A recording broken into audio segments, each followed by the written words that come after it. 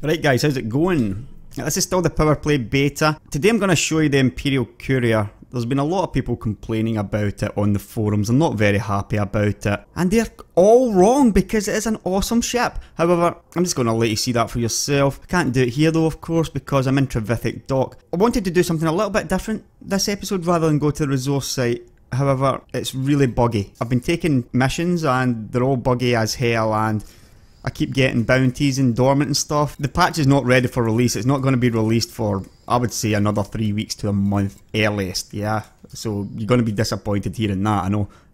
It's just the way it is. There's constant disconnects and stuff. This video has been really hard to get done.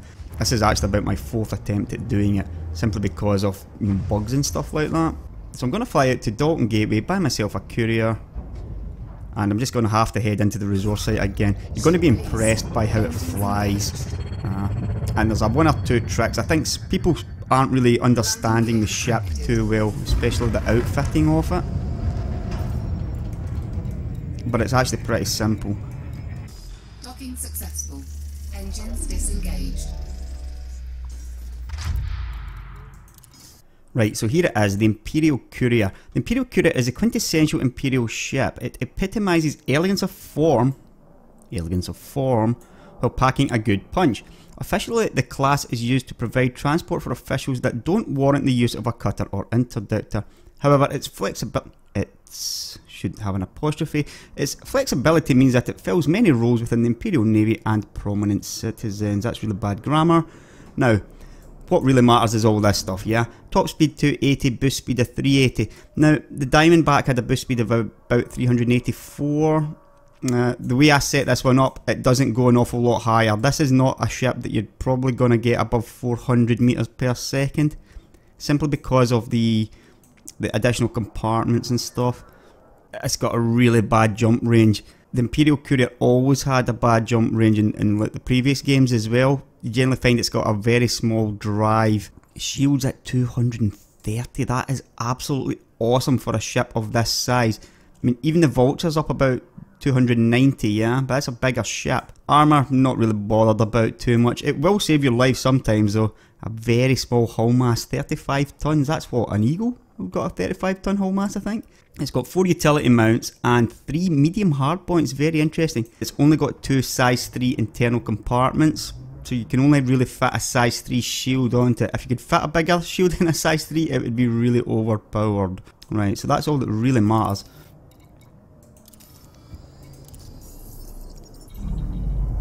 Now, the first thing you notice about it is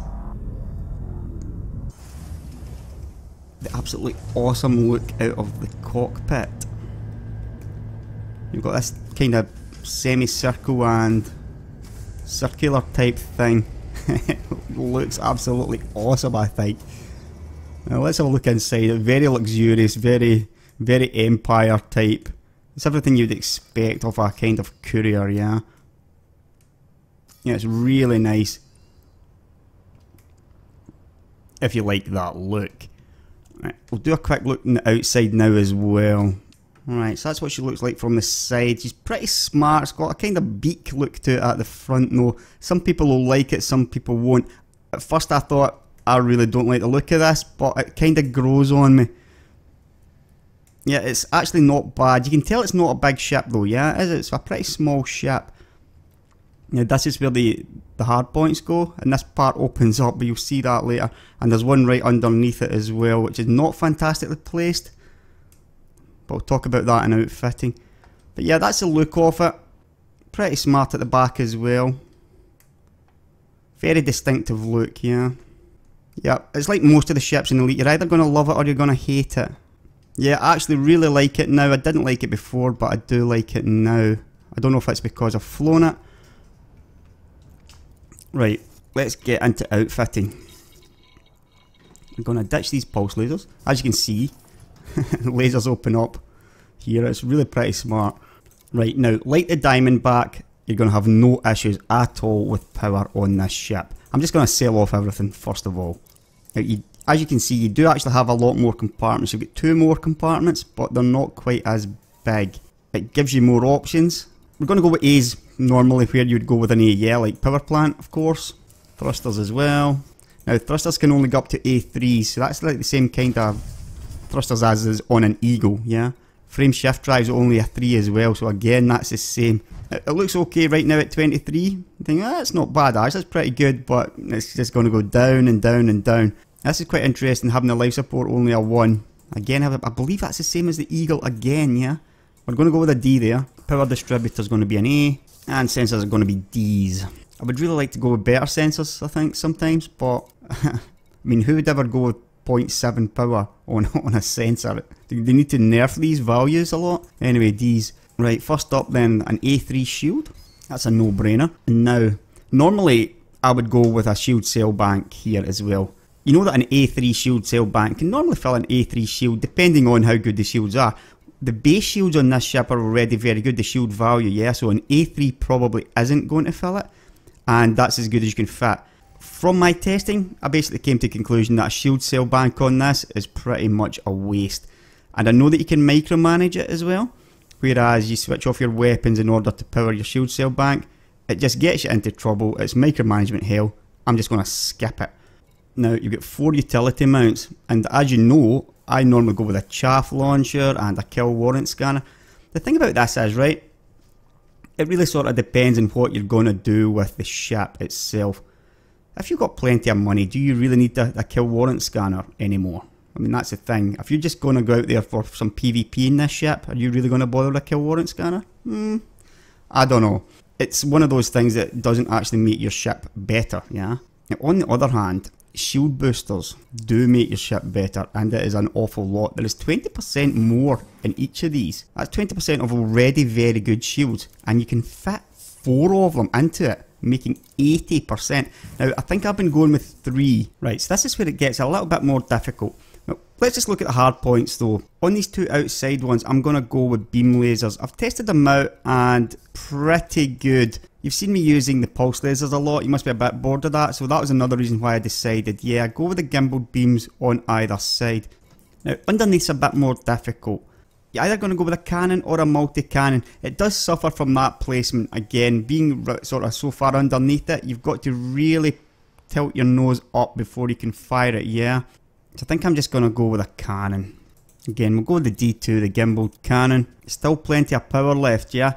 Now this is the thing about it, you want to remain below this at all times, especially when I was testing it. I thought about testing out as a pirate ship, and it sort of worked a little bit. You've got the compartments, you maybe have about 12 ton of cargo space left. You fill it up with these collector limpet controllers, which are a bit annoying to use in all honesty.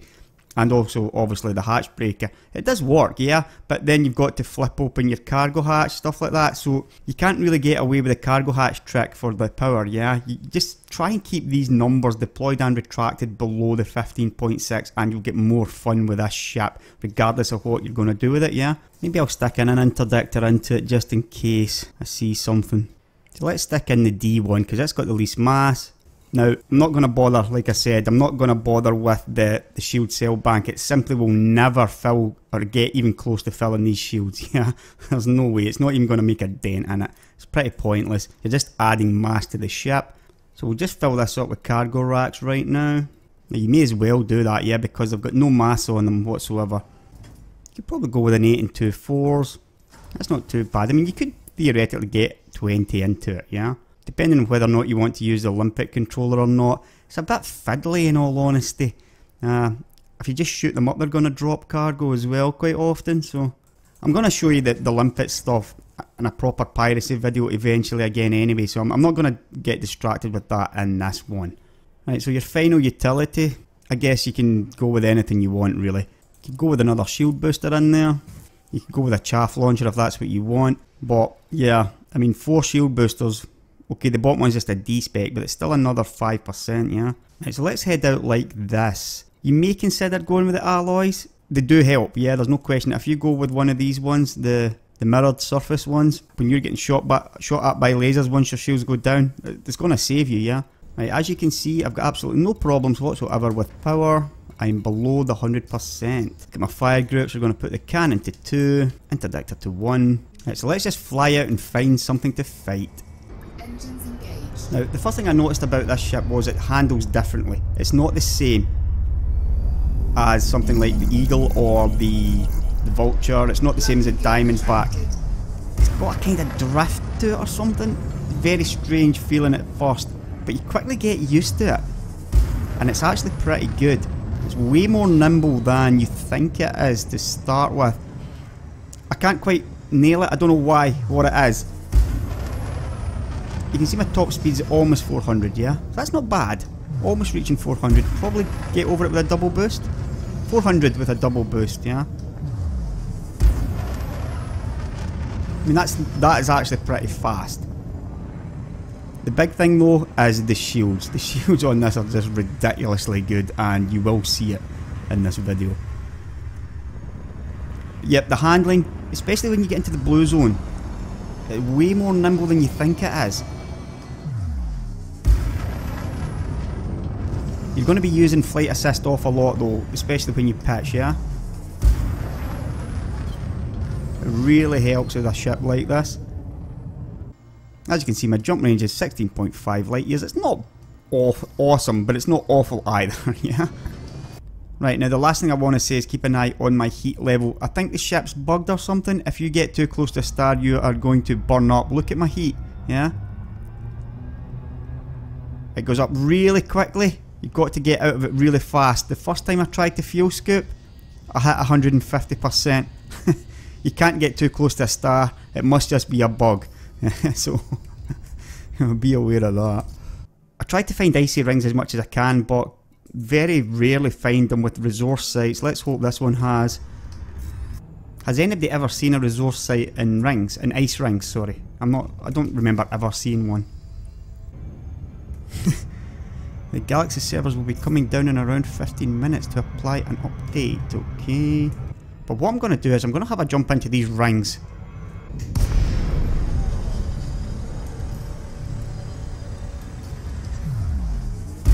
Right, now, the reason for me just jumping in here is so you can see just how nicely this ship actually does manoeuvre.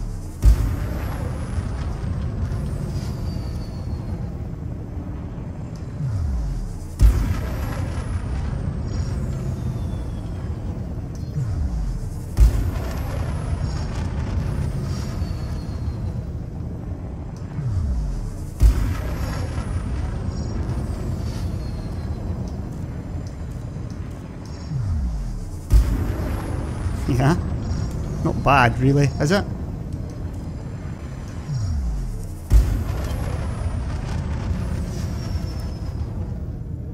Have a look all the way around.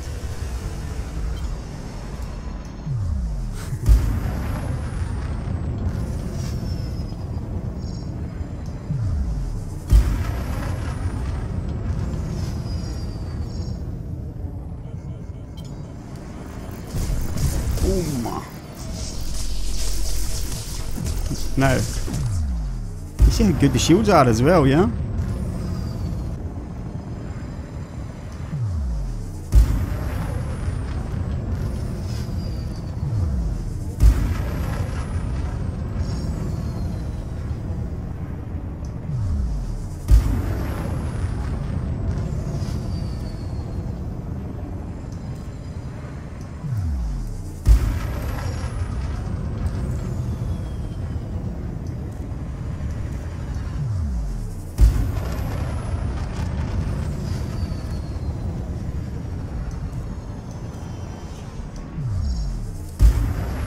Could do with slightly denser rings, I think.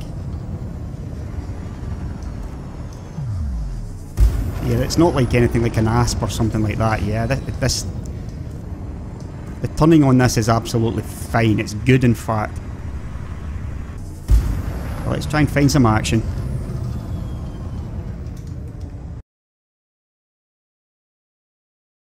Right, so I've had absolutely no luck at all with these resource sites. I'm wondering if it's just because I'm so low level. However, I'm going to give this a go. A change in leadership, 133,000 credits mission. To go to Frigaha and kill this Kirison. So I'm just going to try this one out. Right, so off to Frigaha we go.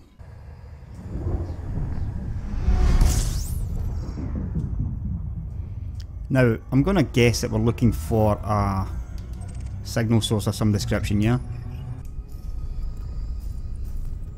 Now, there he is. What is he flying? He's in a python, right? So this is a mostly harmless.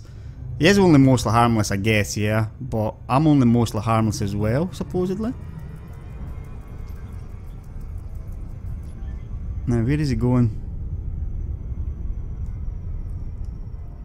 Interestingly enough, I did get rid of my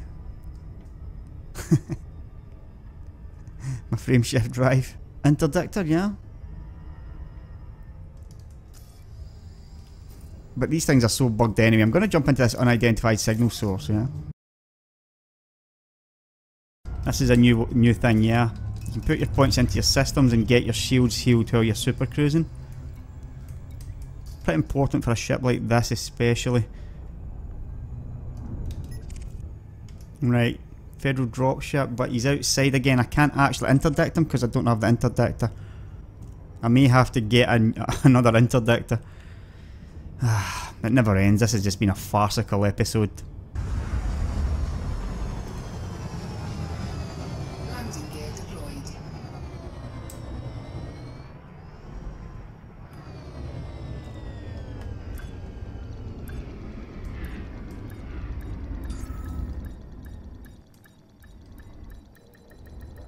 Docking successful. Engines disengaged. Now, I'll be going back to LHS 3447 anyway, yeah, so I may as well take this other one for the way back. Another assassination quest. I'm going to have to get this interdictor though. Let's just ditch that cargo rack. We'll stick on this interdictor. Got all these bounties and stuff that you can't pay off. The patch really is a bit of a mess in all honesty.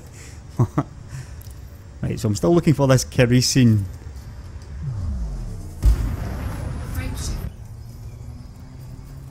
There he is. He's now flying a clipper. He's in a wing, 3 of 3.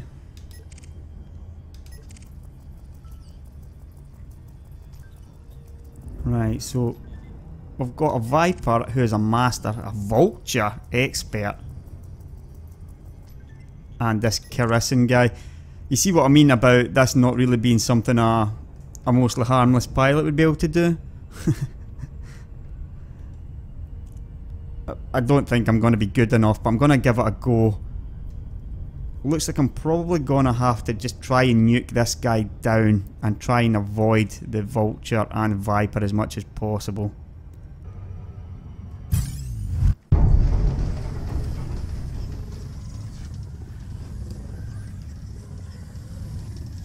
You keep a minute. Which one is he though? There he is. Right. It's a lot easier with the mouse than the joystick for sure, but I'm getting better at it. Hull integrity compromised.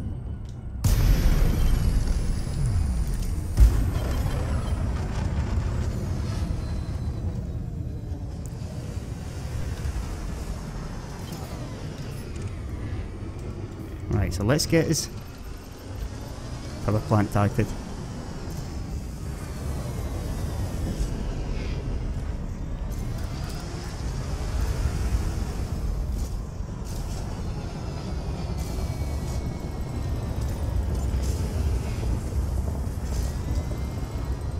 Really does go through the weaponry, yeah, it's through your weapons fire. Target shields offline.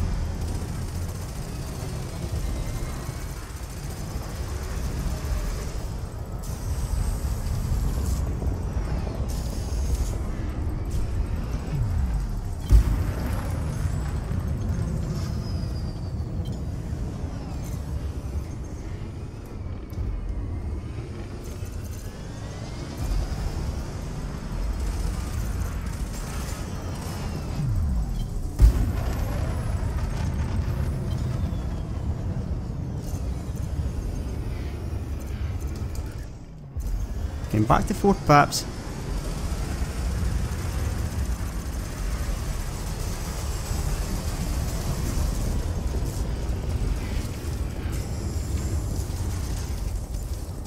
You see my shields are barely even dented.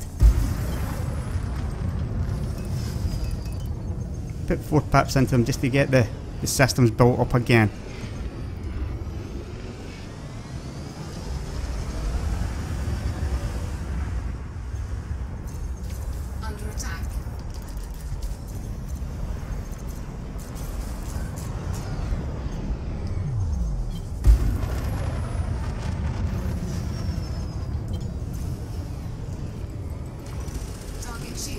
Right, shields are back up. I got them down to 72%.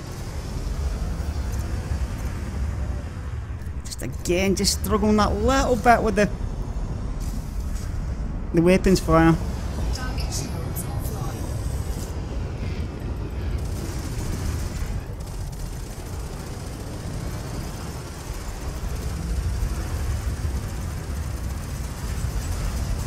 Ah, some nice shots in there.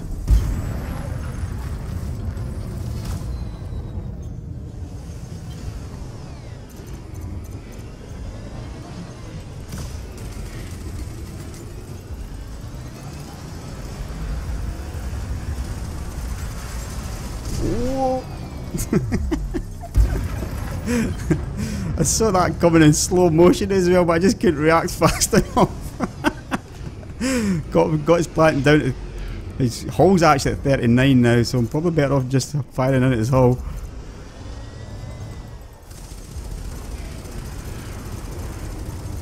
Very difficult to continue firing like that with that multi-cannon though.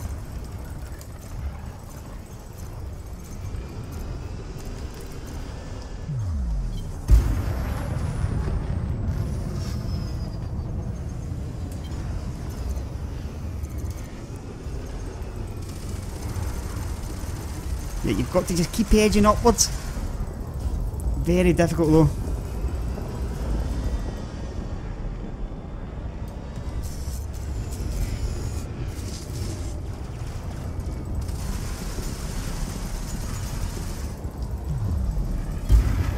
Look at my shields though, yeah, they're barely touched. Again, 4 pips into systems, just get that built up to the top again. It really helps you to shrug off the damage, keep your shields healing over.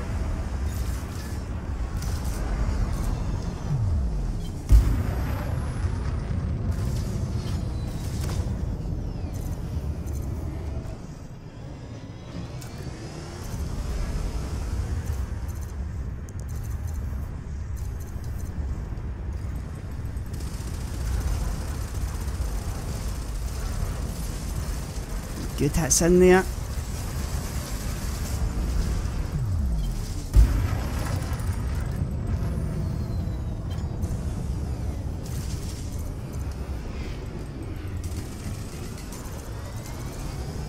Not long to go now.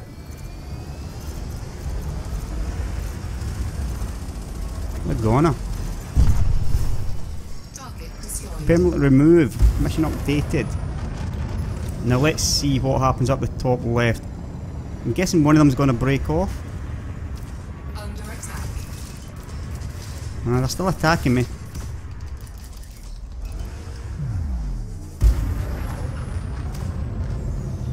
My shield's held out though. One of them's got a railgun as well. 1. Engage. You know, I wonder if that's me escaped. It would be pretty cool, yeah, if they could then follow you with their interdictor and stuff. But we'll not ask for too much too soon. Right, now I'm wanted here, of course. I'm going to head back to LHS 3447. Don't forget to put my pips into shields.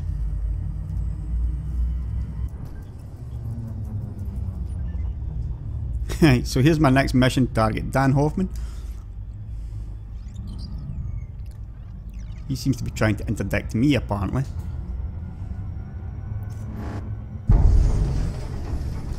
Positive for a quick robbery, even on the run. Especially on the run. Right, so that's good.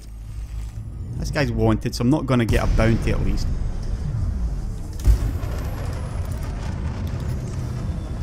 He's only flying a Viper. This one makes a little bit more sense.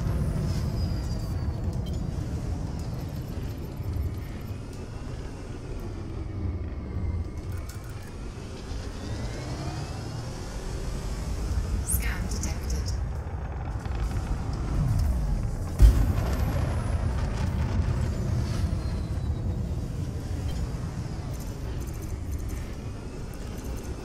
He's mostly harmless as well.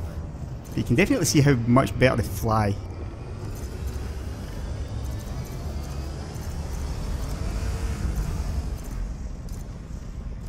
This guy's not making much of a job of that right enough.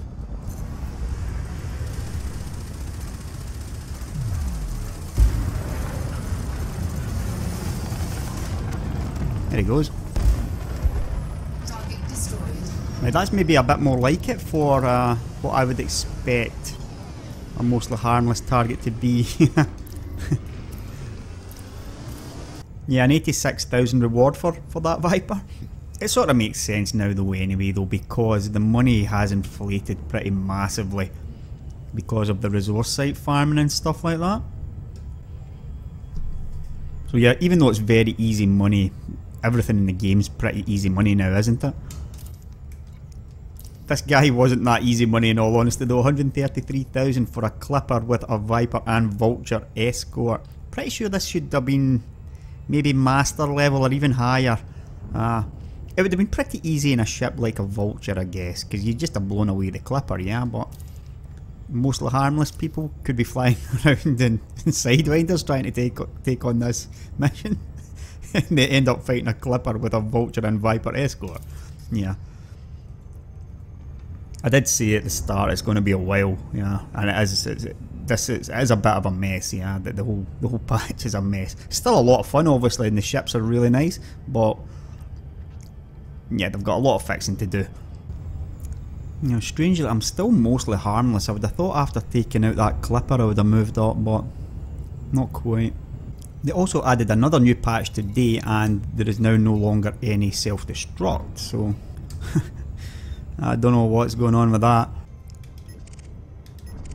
So one of the good things about the patch that you've seen today is the fact that there is a bit more persistency now. It's less instanced. You know, the fact that I could go out there and interdict that Clipper instead of having to jump into these stupid signal source things to find them, yeah? So that's good that the game's becoming less instant and a bit more persistent. It's work in progress. We knew that the game was pretty far from release ready when it was actually released, but every one of these patches the game just, you know, grows. I haven't even had a look at the Powerplay stuff yet. I will be doing that next video, I think. A Diamondback? I think I will be flying a Diamondback more than the Courier. However, it's a nice little ship, this one as well. It feels way more upmarket than the Diamondback. You do feel like you're flying something, yeah, a little bit more upmarket, a bit classier, the Courier compared to the Diamondback. Both ships are a lot of fun in their own ways as well, yeah. Get to the quest docking.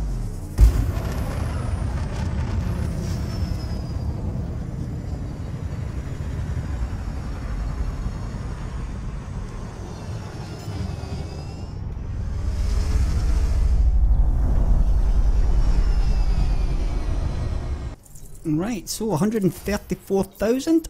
But yep, that there is the Imperial Courier. There's a lot of people complaining about it. I guess I do understand why, yeah. It's not perfect. And people are always expecting bigger, better ships, regardless of what they want to do. But that's, you know, that's not what the game's all about. Every new ship doesn't have to be better than the last, yeah. That's just power creep, where things just keep getting better and better and the old stuff gets obsoleted. It's completely unrealistic, yeah. And one of the things I've noticed about the game devs for this game is they are trying to keep that, you know, a modicum of realism in there. I think they made a mistake with the Vulture, which was just too damn good, and it's still too good, I think, especially when they reduced the price of it. This feels more like a real ship, this one, yeah. The Vulture's kind of ludicrous, I think. I mean, don't get me wrong, I love flying it, but it's just overpowered as hell, yeah. This doesn't feel overpowered, but it feels powerful in good hands, and it's fun to fly. It's everything, you know, that I think the devs are trying to do with their game. They don't want everything just, you know, mowing through stuff. It's got one or two issues, yeah. That third hard point underneath is definitely an issue. I'm not quite sure what you're going to do with that, or if it's something that's maybe going to be better with a fixed weapon instead. It's certainly not awesome down in there though, that's for sure. Again, I'm kind of stuck with gimbals because I'm just not that accurate. But the two beam lasers on the side are pretty good anyway. You also saw how good the shield boosters were there. When I was basically taking fire from a Vulture and a Clipper. And I rammed the Clipper as well. And my shield still held towards, you know, right to the end. There may be a slight nerf to that at some point, but yeah, I mean, while it lasts, it's certainly fun. It's probably going to cost a couple of million, this one. I thought the Diamondback would cost a couple of million, but I'm actually going to say the Diamondback will only cost less than a million. This one maybe about 2.5. You generally find the ships that have got really good base shield strength cost more, I think. So yeah, I would expect this one to cost a bit more. It's the sort of ship that you would just take out to fly because you enjoy flying it more than anything else. If you want to kill stuff efficiently, really quickly, then, you know, there are other ships there to do that. As a stopgap towards maybe a Vulture, it's going to be a nice enough ship. I'll catch you in the next one.